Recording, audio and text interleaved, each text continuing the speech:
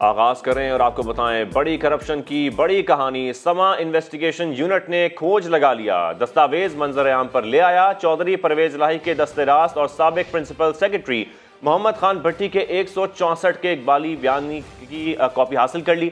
اقبالی بیان میں ملزم نے ہوش ربا اور چونکا دینے والے انکشافات کر ڈالے۔ سابق وزیر اعلیٰ پنجاب پرویز الہی اور ان کے بیٹے مونس الہی کی مبینہ کرپشن کے پول بھی کھول کر رکھ دیے۔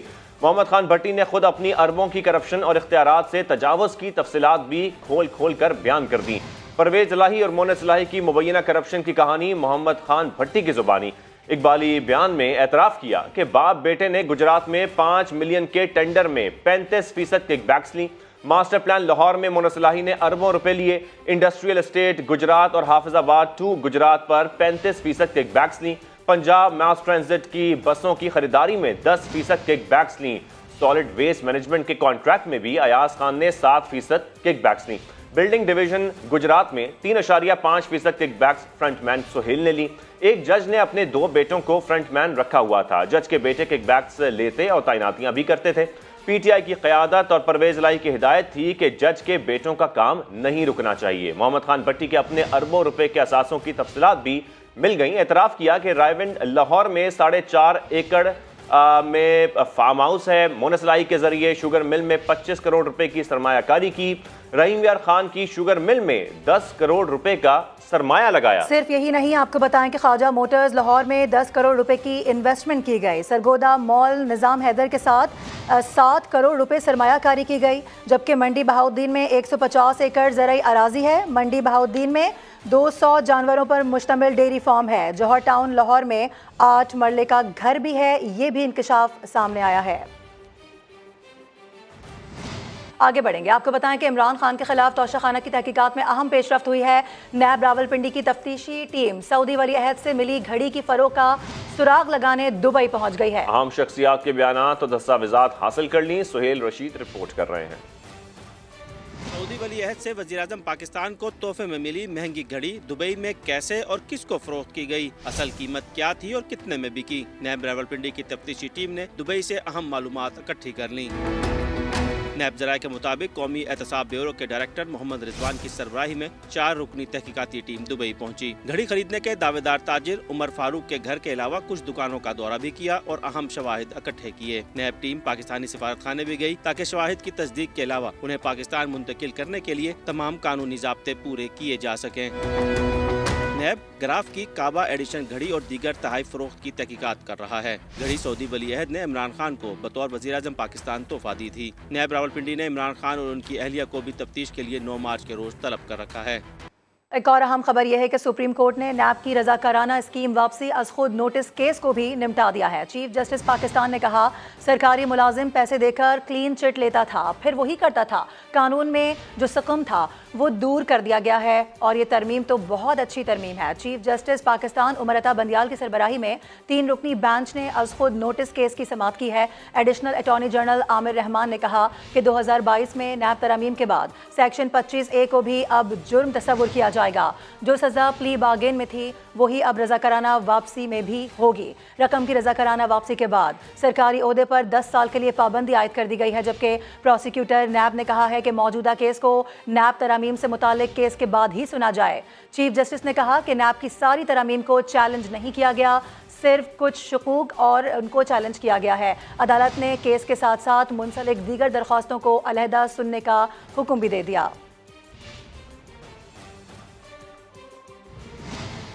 اب آپ کو بتائیں اسلام آباد ہائی کورٹ میں عمران خان کے خلاف بیٹی کو کاغذات نامزدگی میں ظاہر نہ کرنے پر نااہلی کیس کی سماعت غیر معینہ مدت تک ملتوی کر دی گئی۔ چیف جسٹس عامر فاروق کی سربراہی میں 3 رکنی بینچ نے آج کیس کی سماعت کرنا تھی، جو جسٹس محسن اختر کیانی کی رخصت کے باعث نہیں ہو سکے گی۔ کیس کی آئندہ سماعت کے لیے نئی تاریخ نہیں دی گئی ہے۔ ایک اہم ڈیولپمنٹ سامنے آ رہی ہے۔ خیبر پختونخوا میں انتخابات کب ہوں گے یہ سوال ہے، لیکن اب خبر یہ ہے کہ تاریخ کے تعین کے لیے الیکشن کمیشن کی ٹیم مشاورت کے لیے گورنر ہاؤس پشاور پہنچ چکی ہے۔ سجاد حیدر ہمارے ساتھ موجود ہیں، ان سے بات کریں گے۔ سجاد، کب پہنچی ہے ٹیم، کیا گفتگو ہوگی، کیا بتا رہے ہیں آپ کے ذرائع؟ जी, खैबर पख्तूनख्वा असम्बली के इंतखाबात का मामला जो था उसमें जो है इलेक्शन कमीशन की जानिब से गवर्नर को जो है तारीख के हवाले से लिखा गया था, जिसके बाद गवर्नर ने जो है टीम को जो है वो खैर मकदम किया था और इलेक्शन कमीशन ने कहा था कि 3 रुकनी टीम जो है वो गवर्नर से मुज़ाकरात करेगी। टीम में जो है secretary election commission, special secretary और DT लॉ जो है वो शामिल है। वो जो है इस टाइम गवर्नर पहुंच चुके हैं और इसके हवाले से जो है गवर्नर के साथ जो है उनकी मुशावरत जारी है। सुप्रीम कोर्ट के कमाल के बाद गवर्नर खैबर पख्तूनख्वा ने जो है तारीख देनी है, जिस पर जो है गवर्नर खैबर पख्तूनख्वा ने इलेक्शन कमीशन से जो है नाम मांगे थे। उसके बाद जो है टीम पहुंची और आज जो है इसमें फैसला किया जाएगा। गवर्नर ने कल जो लेटर लिखा था उसमें कहा गया था कि इलेक्शन कमीशन की टीम जो है सिक्योरिटी सूरत हाल के हवाले से जो है पूरी तरह मुकम्मल तैयारी कर के है। इस पर मुशावरत होगी कि खैबर पख्तूनख्वा असेंबली के इलेक्शन कब और किस तारीख को होनी है। तो गवर्नर ठीक है, ये अहम मामला है, इस पर मुशावरत होगी। इस हवाले से आपने आगाह किया, आपसे मजीद भी जानेंगे। फिल वक्त आपका बेहद शुक्रिया। PTI ने आज जमान पाक लाहौर से 1 घंटे बाद रैली निकालने का ऐलान किया है। रैली फिरोजपुर रोड से होती हुई दाता दरबार पर खत्म होगी। इमरान खान रैली की क़यादत करेंगे।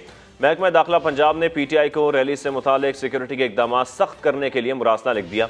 यास्मीन राशिद को लिखे गए मुरासले में महकमा दाखिला ने PTI क़यादत को कानून नाफिज करने वाले इदारों से ताउन यकीनी बनाने की हिदायत की है। मुरासले में लिखा गया है कि मौजूदा सिक्योरिटी सूरत हाल में अवामी इज्तिमात का होना मुनासिब नहीं।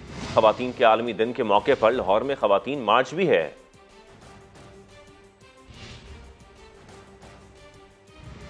उधर वफाकी वज़ीर इत्तलात मरियम औरंगज़ेब की इमरान खान पर तनकीद। कहा कि इमरान खान की अदलिया बचाओ तहरीक मुल्क के निज़ाम अदल के मुंह पर तमाचा है। अपनी चोरियों और जराइम पर अदलिया से बचाओ तहरीक के पीछे ना छुपो।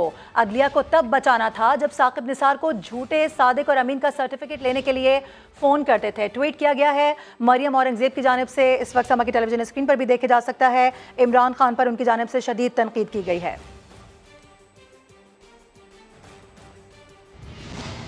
और अब आपको खबर दें, PTI एहतजाज के बायस सड़कों की बंदिश के मामले पर Lahore high court Rawalpindi bench ने महफूज फैसला सुना दिया है। अदालत ने सड़कों की बंदिश का जिम्मेदार इंतजामिया को करार दे दिया। सेक्रेटरी एस्टेब्लिशमेंट डिवीजन और चीफ सेक्रेटरी पंजाब को इंक्वायरी का हुक्म भी दे दिया है। तफसील जानेंगे इसी की समा के नुमाइंदे यासिर हकीम से। यासिर, आगाह कीजिए तफसीलन। देखिए, बिल्कुल ये Lahore high court Rawalpindi bench के जस्टिस मिर्जा वकास रऊफ थे जिन्होंने आज इस पिटीशन पर महफूज फैसला जो था सुनाया, जिसमें उन्होंने करार दिया कि PTI के सड़कें बंद करने और धरनों के बायस रावलपिंडी की इंतजामिया, जिनमें कमिश्नर, RPO, CPO और DC थे, वो तमाम के तमाम अपनी जिम्मेदारियां पूरी करने में बुरी तरह नाकाम रहे, जिसके बायस अवाम को मुश्किलात का सामना करना पड़ा। इसी के पेश नज़र उन्होंने सेक्रेटरी एस्टेब्लिशमेंट डिवीजन और चीफ सेक्रेटरी पंजाब को इन अफसरान के खिलाफ इंक्वायरी करके 3 माह में रिपोर्ट पेश करने का हुक्म दिया। बुनियादी तौर पर यह मुख्तलिफ दरख्वास्तें दायर की गई थी ताजल तंजीमों और शहरियों की जानिब से नवंबर से कबल, इस धरने से कबल, जिस पर जिले इंतजामिया और PTI की जानिब से ये जवाब दिया गया था कि वो सिर्फ मरी रोड पर अपना एक जलसा करेंगे। ताहम शहर के मुख्तलिफ इलाकों में इसके बावजूद सड़कें बंद रही थी, जिस पर गाय समाअत हुई और तकरीबन 2 हफ्ते से इस पिटीशन पर फैसला महफूज था जो आज सुना दिया गया। आज ये फैसला सुना दिया गया। यासिर हकीम, बहुत शुक्रिया आपका।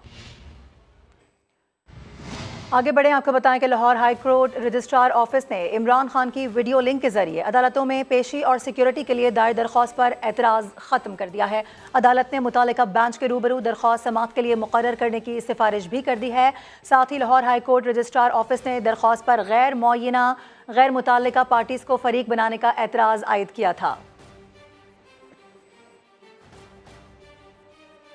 और आपको खबर दें, शिमाली वज़ीरिस्तान में फोर्सेस को बड़ी कामयाबी मिली है, जहां तहसील दत्ताखेल में झड़प के दौरान 6 दहशतगर्द मारे गए हैं। आपको खबर दे रहे हैं शिमाली वज़ीरिस्तान से, जहां फोर्सेस को बड़ी कामयाबी मिली है। तहसील दत्ताखेल में झड़प के दौरान 6 दहशतगर्द मारे गए हैं। इसी पर मजीद बात करते हैं, हमारे नुमाइंदे हाजी मुश्तबा हमारे साथ मौजूद हैं। मुश्तबा, क्या तफसीलात सामने आ रही हैं, बताइएगा। सरकारी जराये के मुताबिक तहसील दत्ताखेल के इलाके मोहम्मद खैन में की गई है और इसी तरह सरकारी जराये ने यह भी कहा है कि ऑपरेशन के दौरान रियासत के मुख्तलिफ कार्रवाई में मतलूब 6 दहशतगर्द हलाक कर दिए गए हैं, जो सिक्योरिटी फोर्सेस को हमलों और दीगर दहशतगर्द कार्रवाई में रियासत को मतलूब थे। दहशतगर्दों के कब्जे से गोला बारूद और जदीद असलहा भी बरामद हुआ है। सरकारी जराये ने इसके भी तस्दीक की है कि दहशतगर्दों की लाशों को तहवील में ले लिया गया है। जी ठीक है हाजी मुश्तबा, बहुत शुक्रिया आपका।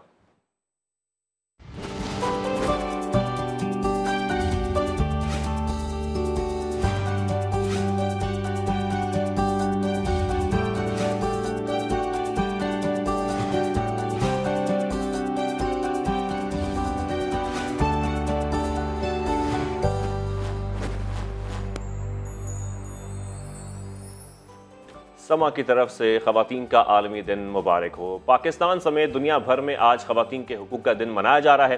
पाकिस्तान की ख़वातीन ने हर मैदान में कामयाबी के झंडे गाड़े, अहले पाकिस्तान का सर फख्र से बुलंद किया। औरत हर रूप में मोहब्बत है, प्यार है। औरत कमज़ोर नहीं, बहादुर है। अपनी हिम्मत और अज़म से आसमां भी छू सकती है। समा की जानिब से ख़वातीन के आलमी दिन के मौके पर दुनिया भर की ख़वातीन को सलाम।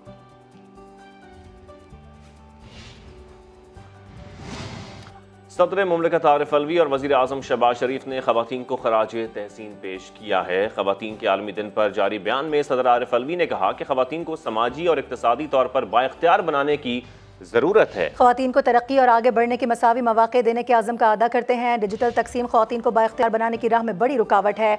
वज़ीर आज़म शहबाज शरीफ ने कहा कि आज का दिन मनाने का मकसद माशरे में ख़वातीन के कलीदी किरदार को पहचानने का एतराफ़ है। ख़ातून का हर रूप इंसान को माशरे का कारआमद रुकन बनाने में मसरूफ़ नज़र आता है। 21वीं सदी की ख़वातीन मर्दों के शाना बशाना हैं, इंसानी तहज़ीब की तरक्की में मसरूफ़ हैं। और हिम्मत और हौसले की मिसाल कराची के इलाके लियारी की महनूर बलोच, जिसने साबित किया है कि हालात ख्वाह कितने ही मुश्किल और कठिन क्यों ना हो, अगर हार ना मानी जाए तो और हार ना मानने की ठान ली जाए तो हर नाकामी को कामयाबी में बदला जा सकता है। बिल्कुल ऐसा ही है। रेहान अहमद इस पर रिपोर्ट कर रहे हैं।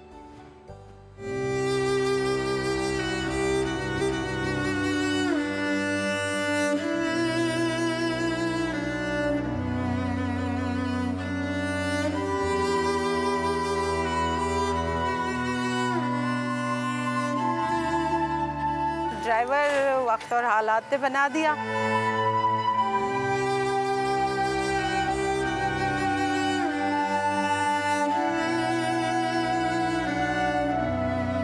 3 बच्चे थे मेरे जिनकी किफ़ालत करनी थी, जिनको पढ़ाना था, आगे बढ़ाना था। तालीम कम होने की वजह से कहीं जॉब नहीं मिल सकती थी, कुछ हो नहीं सकता था, तो फिर मैंने ड्राइविंग सीखा और फिर कुछ ही महीनों में ये मेरा फील्ड बन गया।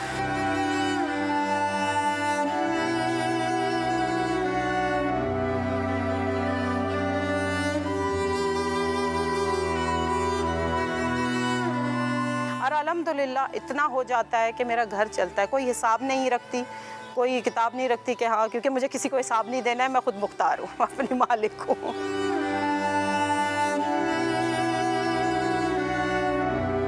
औरतों के साथ मेरा यही एक पैगाम है कि आप ज़िंदगी में कभी गिव अप मत करो। आप अपनी इज्जत और अपना मकाम खुद बनाओगे, दुनिया आपके आगे झुक जाएगी। ये मेरा मानना है। बहनें और बेटियां शान हैं हमारे घरों की। हमारा घर चलाने से लेकर हवाई जहाज उड़ाने तक कौन सा काम है जो ये नहीं कर सकती। आइए आज के दिन अहद करें, इन्हें रास्ता देंगे, इनका एहतराम करेंगे। कैमरामैन ज़ीशान अली के साथ नहमत, समा, कराची। आपको ये बताएं कि कोयटा से ताल्लुक़ रखने वाली मिसेस कासी गरीबों के लिए उम्मीद की एक किरण बन गई हैं। ख़वातीन को हुनरमंद बनाने के साथ साथ उन्हें सिलाई मशीनें और दीगर ज़रूरी अशिया फराहम करती हैं ताकि ख़वातीन घर बैठकर रोज़गार कमा सकें। तफसीलात बता रहे हैं मुजीबुल्लाह। मैं मिसेस कासी ख़ानदान से बिलोंग रखती हूँ।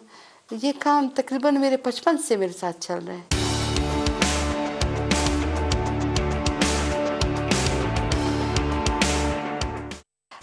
आइडिया था मेरे जहन में कि मैं उन लोगों में जो गरीब है, जिनके पास मशीन नहीं है और वो हुनरमंद है, उनको ऐसे तरीके से मशीनें दूं कि अगर उसकी बेटी भी काम करना चाहती है, बहन भी करना चाहती है, माँ भी, सबके लिए मशीनें दूं। मैंने इन लोगों में ये आगाही पैदा करने के लिए कि तुम लोग अच्छे अच्छे लिबास बनाओ, मैं लेती हूँ तुम लोगों से, तुम लोगों को पूरे पूरे पैसे दूंगी और उसको फिर मैं फ़रोख्त करूँगी।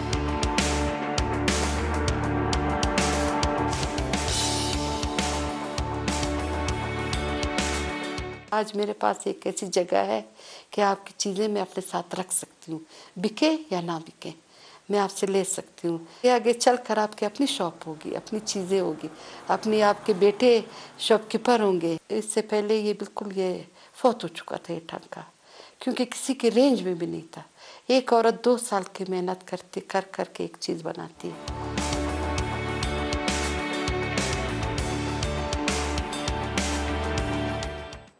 अभी आपको ले चलेंगे बराह रास्त। वफाकी वज़ीर कानून आज़म नज़ीर तारा प्रेस कॉन्फ्रेंस कर रहे हैं। के जरिए उस पर दबाव बढ़ाया गया या हुकूमती पॉलिसीज़ की वजह से उन पर दबाव बढ़ाया गया बहरकैफ ये एक ओपन सीक्रेट है जो ना सिर्फ सियासी ज़ुमा ने कहा बल्कि कुछ अदालती फैसलों में भी इसका इजहार किया गया कि कुछ इदारों को इस तरह से इस्तेमाल किया गया कि उससे जो सियासी मुखालफीन हैं उनको दीवार से लगाने की कोशिश की गई। उसके बाद आ जाते हैं कि जब एक आइनी और जमहूरी तरीके से तहरीक अदम एतमाद पेश की गई पाकिस्तान की पार्लियामेंट में यानी कौमी असम्बली में इमरान खान को वज़ीर आज़म के ओहदे से हटाने के लिए, क्योंकि आईन पाकिस्तान का आर्टिकल 95 एक मैकेनिज़्म प्रोवाइड करता है कि जो लीडर ऑफ हाउस है वो उस वक्त तक लीडर ऑफ हाउस होगा जब तक कि वो उस ऐवान की अक्सरियत इंजॉय करता है। तो इमरान खान साहब के जो अपने इत्तेहादी थे बावजूद उन्होंने उनसे अलहदगी का फ़ैसला किया, जिनमें बलूचिस्तान अवामी पार्टी, मुत्तहिदा कौमी मूवमेंट और पाकिस्तान मुस्लिम लीग काफ, Balochistan national party, Mengal group और कुछ दीगर हमारी जो जमातें हैं वो भी उसमें शामिल थी।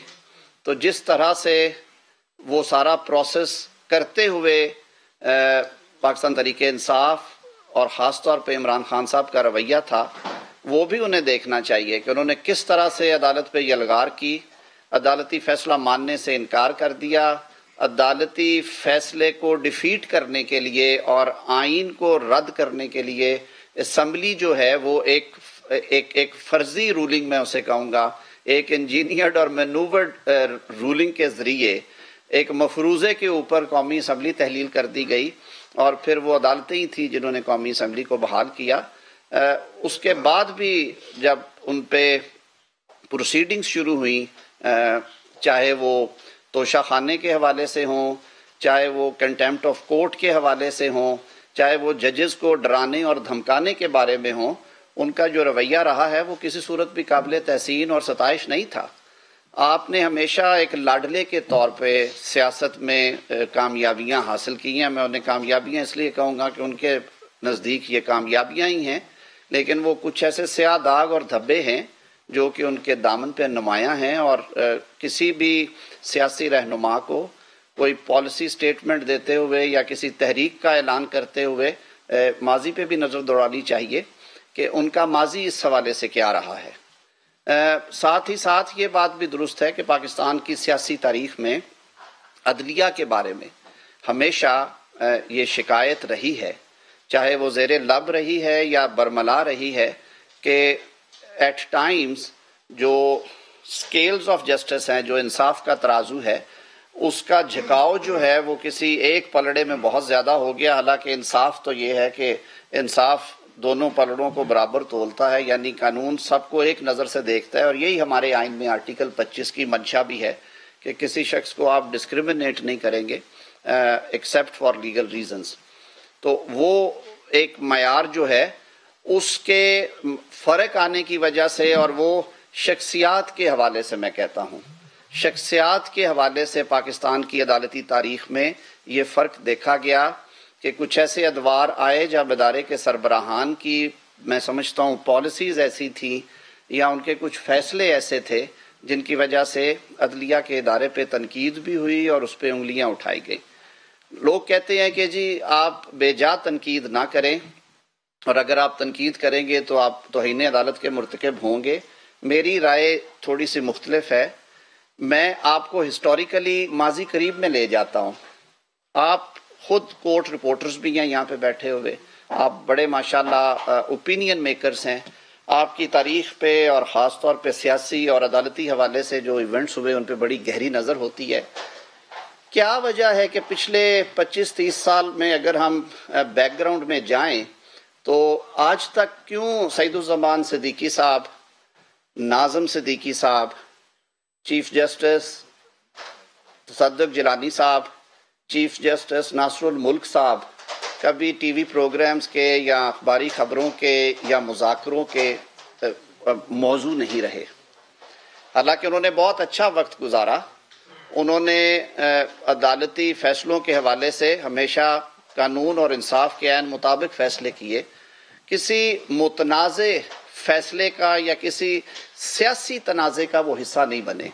یہ بات اگر میں کہوں تو بے جا نہ ہوگی کہ سب سے جو کڑا امتحان تھا اور مشکل وقت تھا وہ شاید چیف جسٹس ناصر الملک جو تھے ان کے لیے تھا، جب سن 2014 میں سپریم کورٹ کے دروازے کے سامنے دھرنا دیا گیا، پارلیمان کو یرغمال بنایا گیا، اسلام آباد کو ہوسٹیج رکھا گیا، لیکن انہوں نے جوڈیشل ریسٹرینٹ بھی ایکسرسائز کیا اور جہاں پہ ضرورت پیش آئی انہوں نے مناسب احکامات جاری کر کے جو سپریم کورٹ کی فنکشنالٹی تھی اس کو بھی مینٹین رکھا، اور تاریخ اس بات کی گواہ ہے کہ اس سچویشن کو ہینڈل کرنے کے لیے انہوں نے پوری عدالت کو اور پوری بار لیڈرشپ کو اعتماد میں رکھا۔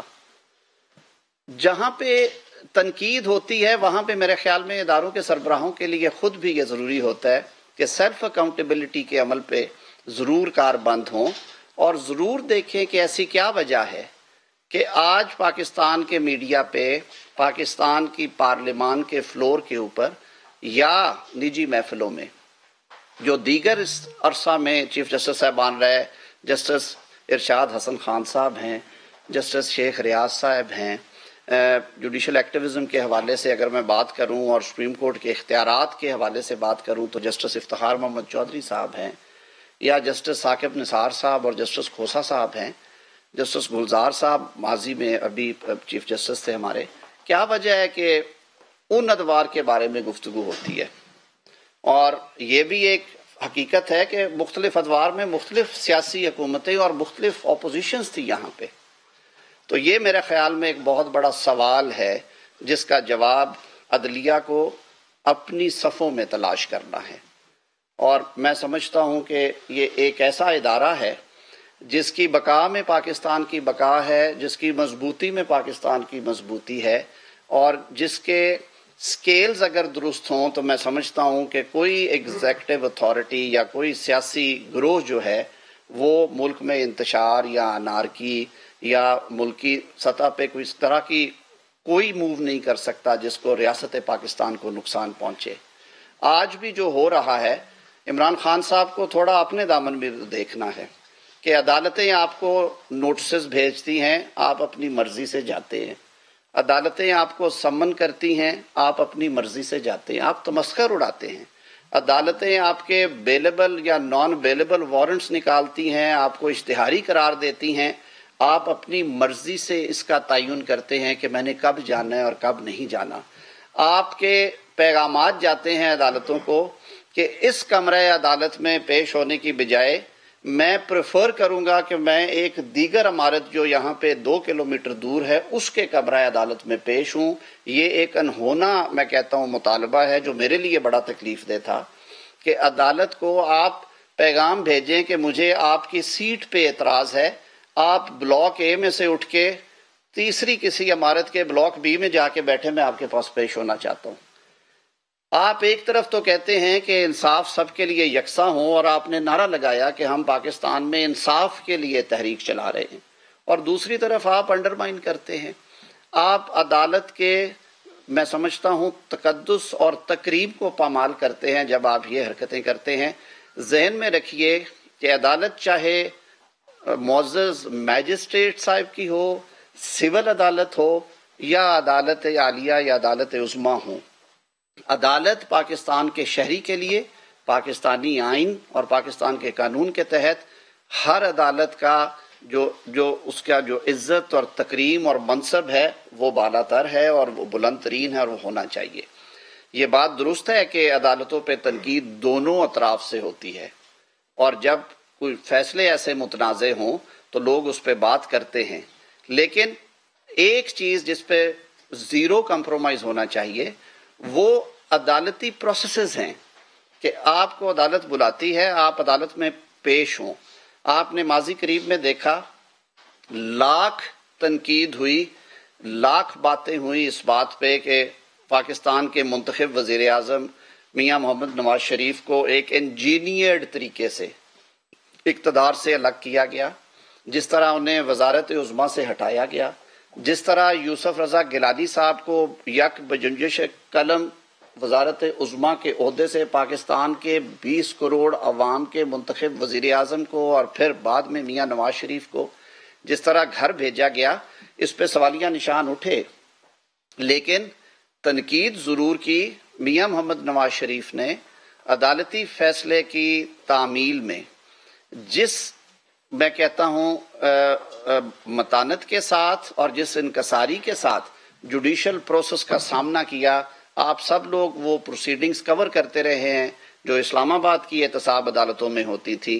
वो अपनी बीमार बेगम को लंदन में छोड़ के प्रोसीडिंग्स अटेंड करते रहे, और जब वो इजाज़त लेके वहाँ पे गए और उनकी गैर मौजूदगी में जब फैसला सुनाया अदालत ने, तो वो उस फैसले की तामील में अपनी बेटी को लेके लीविंग बिहाइंड हिज एलिंग वाइफ वो वापस आए। और दुनिया ने देखा कि मोहतरमा कलसूम नवाज साहिबा इस दुनिया से रहलत फरमा दी। उस वक्त मियां नवाज शरीफ और उनकी बेटी मोहतरमा मरियम नवाज शरीफ साहिबा जेल की सुलाखों के पीछे थे। उन्हें पैरोल के लिए कुछ रोज़ के लिए रिहा किया गया, लेकिन उन्होंने अदालती प्रोसेस पे तनकीद अपनी जगह पे, ये हर शहरी का हक है कि वो फैसले के मेरिट्स के ऊपर बात करे, लेकिन प्रोसेस को उन्होंने डिफाइन नहीं किया। प्रोसेस के हवाले से हमेशा उन्होंने तामील की। आज हालत ये है कि पिछले 3 माह से इस्लामाबाद की सेशन अदालत जनाब इमरान खान साहब को नोटिस पे नोटिस, समन पे समन, वारंट पे वारंट भेज रही है। वो वहाँ पे टांग रख पे बैठे हैं। वो कभी किसी अदालत से रजू कर लेते हैं।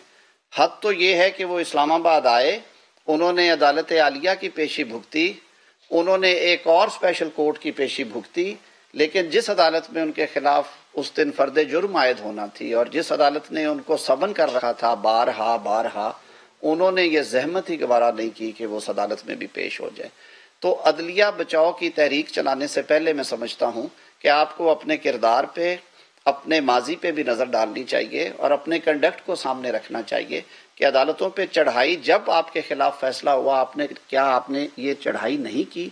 क्या आप आज भी अदालती फैसलों को मन्नोअन तस्लीम कर रहे हैं, या कि आप कड़वा थूक देते हैं और मीठा मीठा खा लेते हैं? तो ये यकसानियत होनी चाहिए आपके किरदार में, आपके कंडक्ट में। और आइन और कानून की पासदारी की अगर बात करते हैं तो फिर आपको अपने आप पे भी लागू करना चाहिए।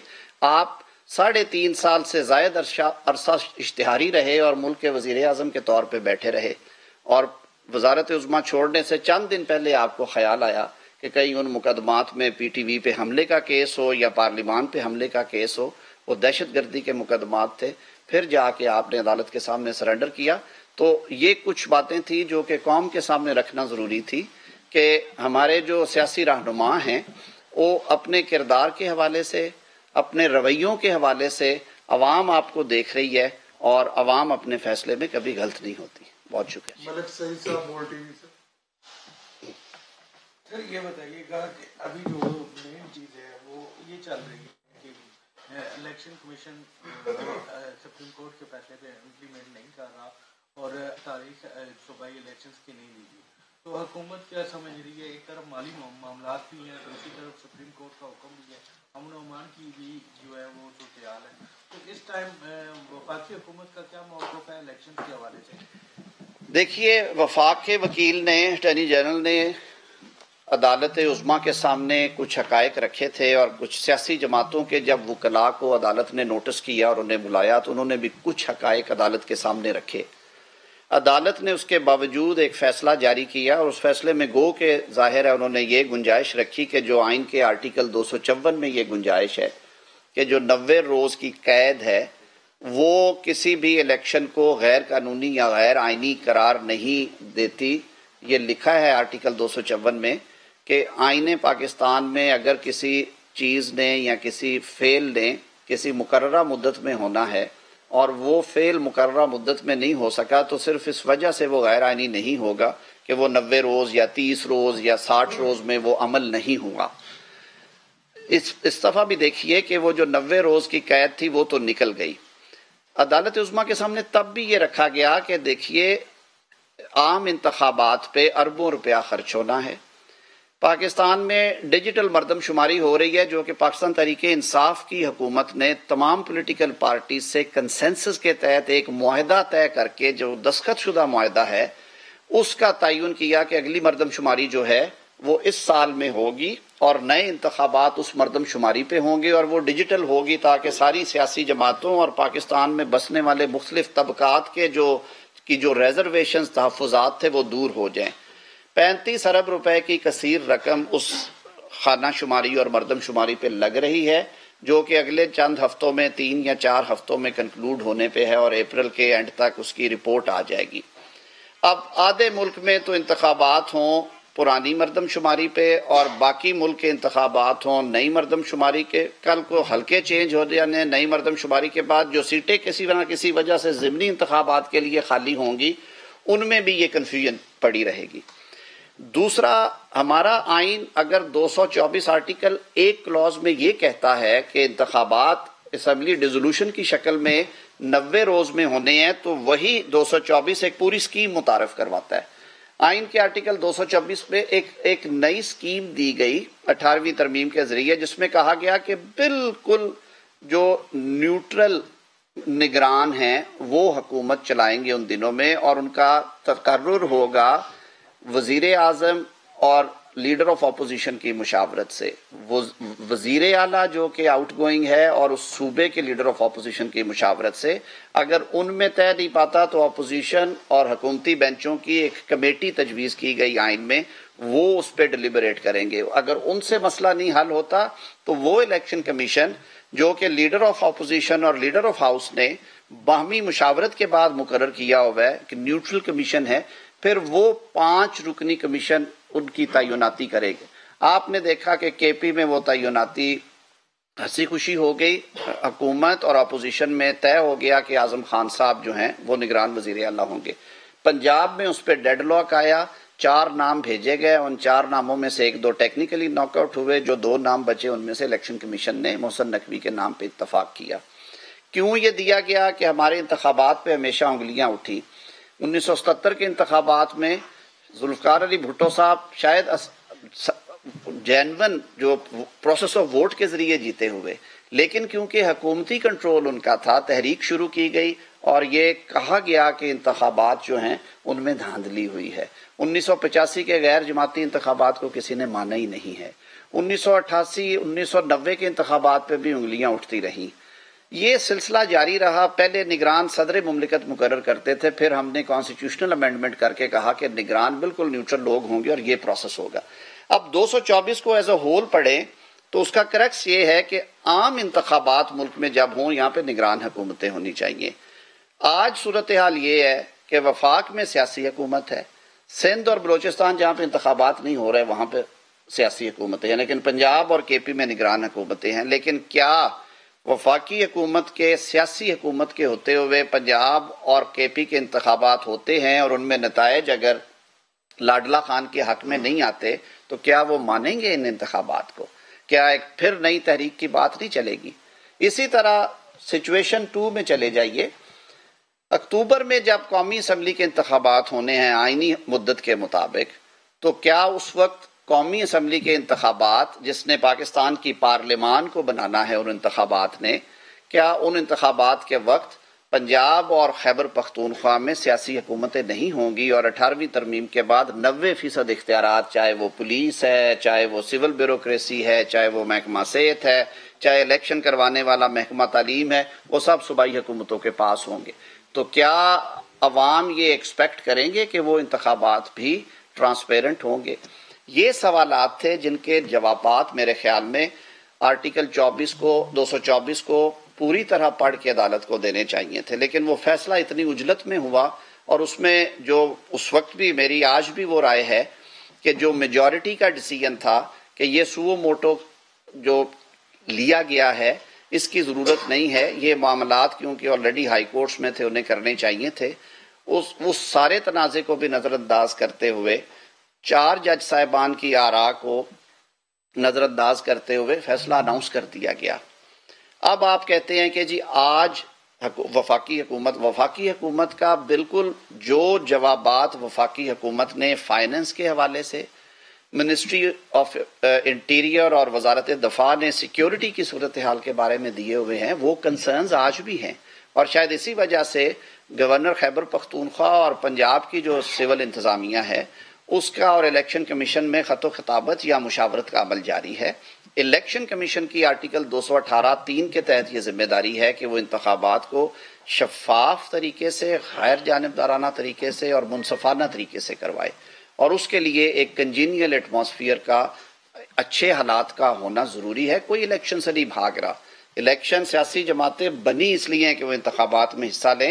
ہم تو کہتے ہیں کہ آپ نہ صرف اربوں روپے کی ایکسرسائزز 2 دفعہ کریں گے بلکہ یہ سائیکل ہمیشہ کے لیے رہے گا۔ آج 6 مہینے کا فرق پڑ گیا، آئندہ انتخابات جو 5 سال بعد ہونے جا رہے ہیں اس میں بھی پنجاب اور خیبر پختونخوا کی اسمبلیاں 5 سال پہلے پورے کریں گی اور وفاق اور 2 صوبوں کی اسمبلیاں بعد میں کریں گی۔ پھر سیاسی جماعتیں جو کہ قومی سطح پہ کام کر رہی ہیں ان کے لیے بہت سارے معاملات اور مشکلات ہیں۔ پھر جو کینڈیڈیٹس پینلز میں لڑتے ہیں پولیٹیکل پارٹیز کے، یہ آپ کا آئینی حق ہے اور اس کے بارے سپریم کورٹ ججمنٹس دے چکی ہیں کہ سیاسی جماعت بنانا اور ان کا انتخابات میں حصہ لینا آئینی حق ہے۔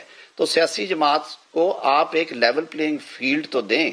کورٹ کو اس میں یہ سارے فیکٹرز جانچنے چاہیے تھے، اور اسی لیے ہم نے کہا تھا کہ کیا ہی بہتر ہو کہ اگر یہ فل کورٹ سن لیتی یا سینئر موسٹ ججز کی موجودگی میں یہ کیس سنا جاتا، جو بات میں پہلے کر رہا تھا کہ کیوں چند حوالوں سے کچھ ایسے ہمارے سربراہان ہیں عدلیہ کے جن کے ادوار میں ٹی وی پروگرامز ہوتے ہیں، تنقید ہوتی ہے، انگلیاں اٹھتی ہیں، اور کیوں ایسے لوگ بھی گئے ہیں جن کا نام آج تک تاریخ میں ہمیشہ اچھے لفظوں میں یاد کیا جاتا ہے۔ تو یہ کچھ سوالات ہیں جو کہ معزز عدالت کے لیے بھی ہیں کہ وہ ان پہ بھی غور کریں۔ جی راشد حبیب صاحب ARY سے